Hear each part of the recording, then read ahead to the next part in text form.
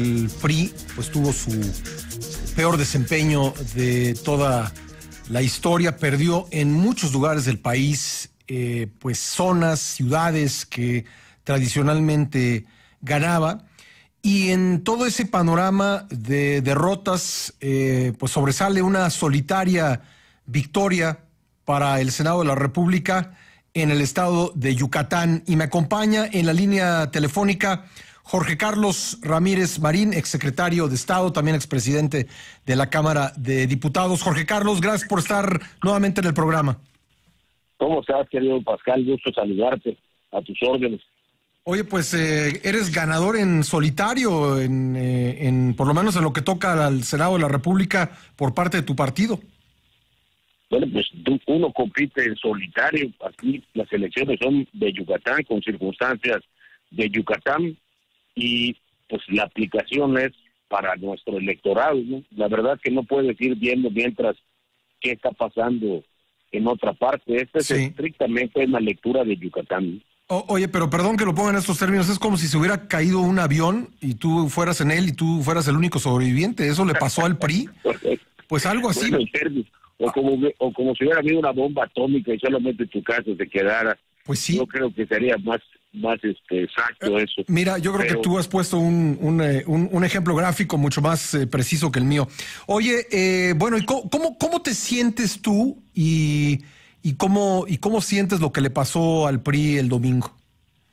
Mira, yo creo que en primer lugar la emoción que te domina ahorita es la gratitud.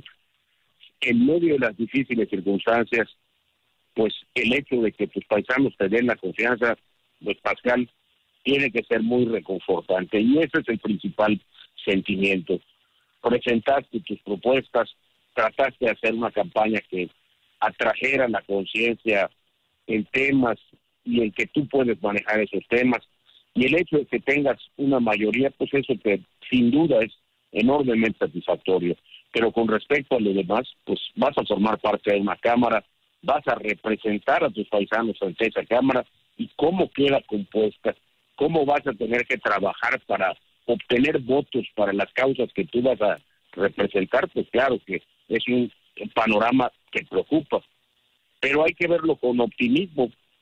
No es la primera vez que nos enfrentamos a un escenario de oposición, aunque ahora seamos una oposición en menor tamaño que la primera vez que me tocó. A mí me tocó ser legislador federal cuando Fox entraba a la presidencia de la República. No es un sentimiento ajeno.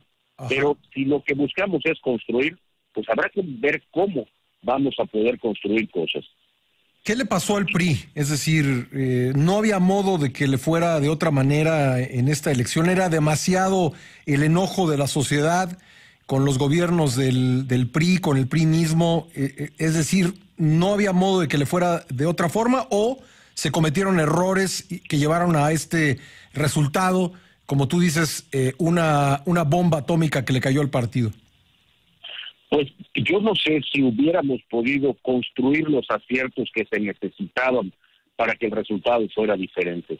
A lo mejor no leímos del todo bien cuál era el adversario al que nos enfrentábamos, o no leímos bien nuestras propias fortalezas para exaltarlas, ponderarlas y eliminar nuestras debilidades. Pero te voy a decir a qué me quiero resistir en estos momentos. Uh-huh. Siempre que pasa una cosa así, es la peor de nuestras derrotas, no puede dejar de verse y de ser autocríticos, pero siempre sobran forenses. Ahorita van a sobrar manos para hacer la autopsia. Uh-huh. Y uno no deja de extrañar cuando necesitabas manos para que no llegara a cadáver, para que no llegara a morirse el enfermo, cuando necesitábamos sanar al enfermo. Me voy a resistir a sumarme a ese ejército que va a ser ahorita la disección de por qué perdimos. Perdimos. Lo que sigue es construir. Lo que sigue es, ¿qué vamos a hacer ahora? Esa es la pregunta. ¿Tiene que haber una catarsis? Yo diría, y lo he hecho siempre, no es la primera vez que me toca perder. Uh-huh. 5 minutos para el pasado y todo lo demás para lo que vamos a hacer a partir de ahora. Oye, es que ahora somos mucho menos. Bueno, entonces ajustaremos todo lo que tengamos que ajustar para esta realidad. Pero hay cosas que no pueden cambiar, las causas, los principios, las búsquedas, y tenemos que definir si nos vamos a mantener en eso. Hoy el PRI tiene que preocuparse por si efectivamente se va a mantener sobre eso. A mí me parece que es la reflexión esencial, y hoy tiene que ser individual primero, antes de asumir reflexiones colectivas y mucho más hablar a nombre de todos o hablar a nombre de otros que tampoco te han autorizado para hacerlo. Sí. Oye, ¿el PRI todavía tiene sentido, todavía tiene un lugar en la sociedad mexicana después de lo que pasó? Es decir, ¿puede seguir existiendo el PRI como partido? Yo creo que existir como partido no tendría ningún problema. La pregunta esencial es como la hiciste al principio. Lo que tiene que preguntar el PRI, si así como es, tiene que seguir existiendo. Eso es, si esta sociedad del siglo XXI, que en buena medida nosotros hemos construido y que en buena medida con las reformas logradas en este sexenio va a poder seguir existiendo, quiere todavía a un partido como es el PRI hoy, tal cual el PRI hoy. Sí, es una pregunta fundamental, mi querido Pascal, y tiene que formar parte de las reflexiones, sin lugar a dudas. Hay que empezar de cero, y ese cero es esta pregunta que tú acabas de hacer. Oye, Jorge Carlos, Andrés Manuel López Obrador ha dicho que el proyecto que él encabeza es la cuarta transformación, y hay algunos malvados que han dicho, pues sí, la cuarta transformación es de PNR a PRM a PRI a Morena. ¿Morena es el nuevo PRI? Pues si pensamos así, vamos a ser los mismos de siempre, porque estamos viendo a las personas, y lo que hay que ver con Andrés Manuel o con cualquiera que hubiera ganado es que no se cambien los objetivos fundamentales de país que ya tenemos. Algunos no los hemos cumplido, y el problema es si Andrés Manuel también cree que cambiar a las personas es cambiar, y no. Me acuerdo un ejemplo que cuando Reyes Heroles lo nombraron presidente del PRI, le dijo el secretario particular, adelántese porque vamos a empezar el cambio. Y cuenta, cuando llegué ya había pintado la oficina. Eso no es cambiar. Ni las personas, ni los nombres de las instituciones son cambios. Los cambios son esenciales. El país los necesita, sí, muchos sí, pero también necesita definir qué va a conservar, porque el país no va a empezar mañana o el 1 de diciembre con López Obrador. Hay país. Y creo que el PRI va a ser una parte fundamental en esa transformación de lo que se deba transformar, y eso es lo que hay que cuidar. No creo que vayamos a empezar, sinceramente lo digo, no creo que el país vaya a nacer a partir del 1 de diciembre. Oye, ¿tú crees que es posible en el escenario de los próximos meses que algunos de los legisladores elegidos, o funcionarios en general, pero vamos a hablar de los legisladores federales, puedan irse del PRI e inscribirse en Morena, meterse a la bancada de Morena en el Senado o en la Cámara de Diputados? Sí, claro, sí puede pasar, porque unos a la bancada de Morena, pero otros podrían irse a hacer una oposición en el PAN porque se sintieran más cómodos en eso. Por eso es muy importante que en los próximos días o semanas el PRI vaya haciendo esta reflexión de qué tiene y cómo va a enfrentar este panorama, qué es lo que va a hacer con respecto a su conformación, pero sobre todo con respecto a qué definición va a tomar frente al nuevo gobierno. Y creo que en esa medida, pues, cualquiera puede estar de acuerdo o no. Ese no es el punto a determinar, sino saber exactamente nosotros qué queremos representar como fuerza política.